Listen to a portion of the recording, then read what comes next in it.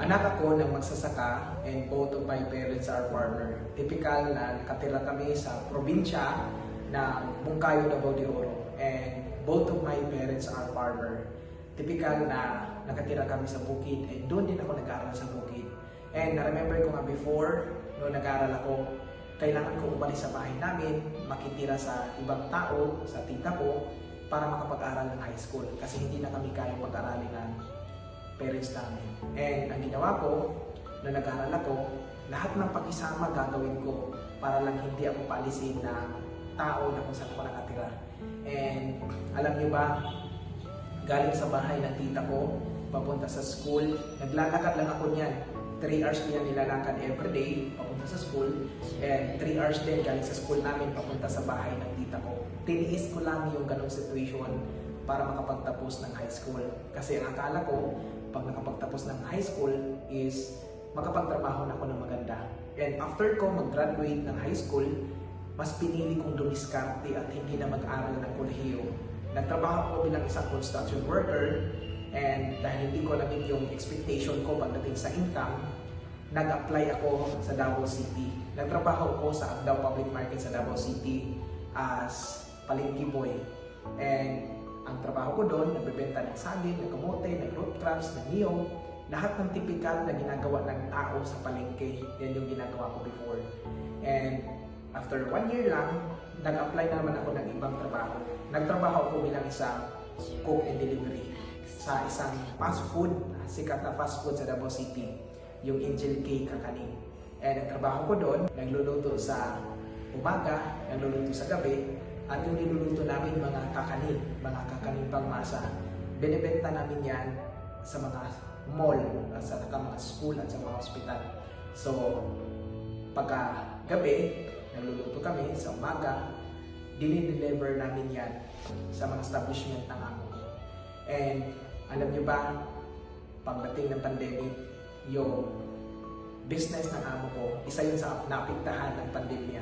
Nag-close yung business, nawalan kami ng trabaho, and umalis ako doon sa Davao. Nag-apply ako bilang isang security guard sa isang gas station, sa SMGR gas station sa Bungkayo, Davao de Oro. And sa awa naman ng Diyos, natanggap ako. Natanggap ako bilang isang security guard, and nagtrabaho ko doon ng isang taon. And yung time na yun yung turning point ng life ko.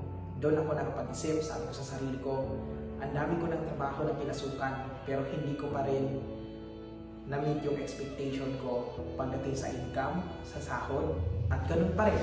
Palaging kulang, hindi kapos, at hindi sapat yung kinikita. Palaging ubos yung income, at hindi sapat yung para sa pangangailangan.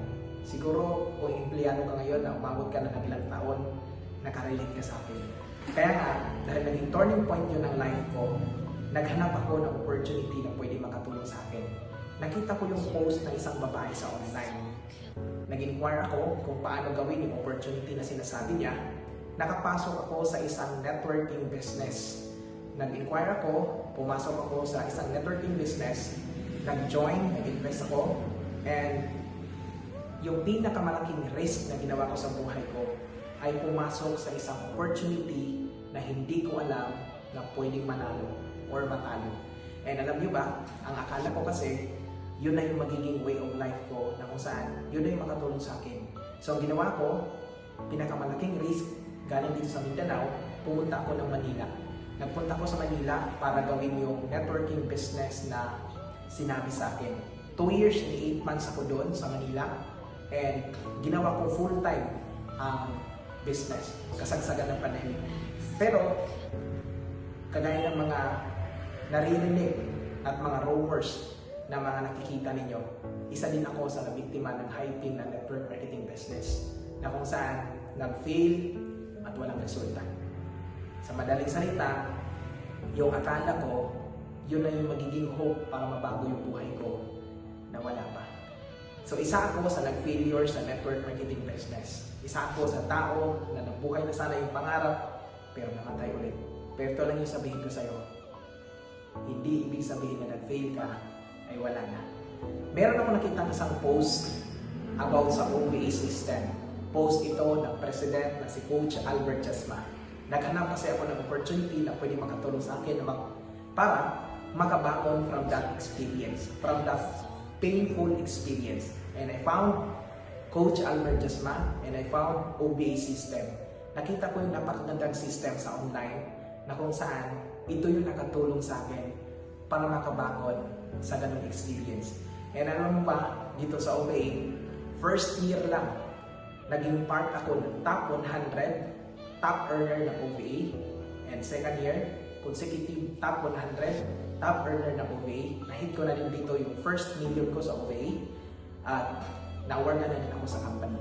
And alam nyo ba, kung ikaw ngayon, naka-experience ka ng ilang failure sa life, naka-experience ka ng mga failure, ng mga opportunities, katulad sa akin. Kung ikaw ngayon, nakatry ka ng mga experience na akala mo, okay na, akala mo, yun na yung magiging way of life mo, magiging hope sa buhay mo, na pwede mabago yung situation mo ngayon, pero nag-fail or hindi mo na-meet yung expectation mo sa opportunity na yun, katulad na nangyari sa akin na nag-failure ka, ito lang yung sasabihin ko sa iyo.